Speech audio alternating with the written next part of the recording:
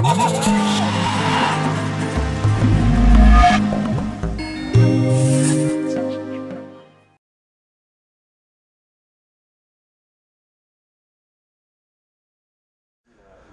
je suis très admiratif du monde du documentaire.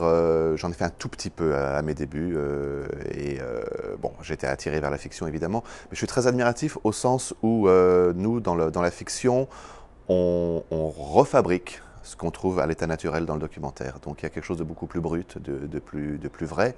Et puis, on va chercher des sujets qui n'intéressent pas le monde de la fiction. C'est ça qui est dommage. Et je peux être coupable et même victime, puisque il m'arrive de temps en temps de vouloir amener sur le plateau un sujet qui ferait avancer la réflexion ou un sujet sensible.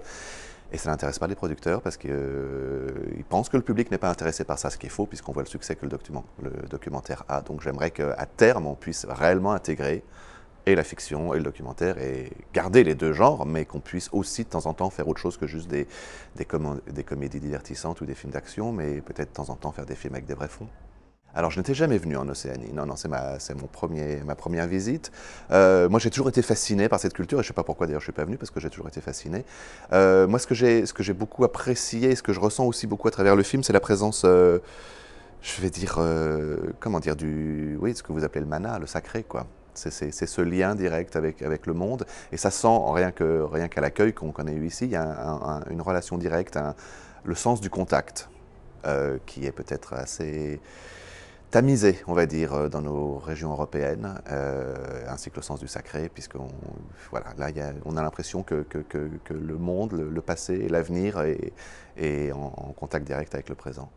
Alors c'est sûr que le niveau des documentaires présélectionnés là, pour la compétition IN est très très haut, et que tous les matins je regarde entre 4 et 5 documentaires qui sont tous que des sujets absolument poignants et très envahissant, donc on vit avec ça, c'est une charge émotionnelle très, très difficile de passer d'un univers à l'autre, et à chaque fois je me dis, ah là là, celui-là, qu'est-ce qu'il est bien, et puis celui-là aussi, et je suis dans une espèce de tourmente d'émotions et de sentiments, et qui pour l'instant me laisse pantois. Par ailleurs, ce que ça me laisse à penser de l'Océanie, c'est que, oui, moi je suis venu en me disant, c'est hallucinant qu'il y ait un continent qui s'appelle l'océan, qu'on définisse un continent par sa quantité d'eau et non pas sa quantité de terre, ce qui est à l'opposé de ce qui se passe sur les autres continents que j'ai visités, et que justement c'est de là que naît la richesse, c'est ce côté non perceptible et là quand même à fleur d'eau, quoi. Voilà.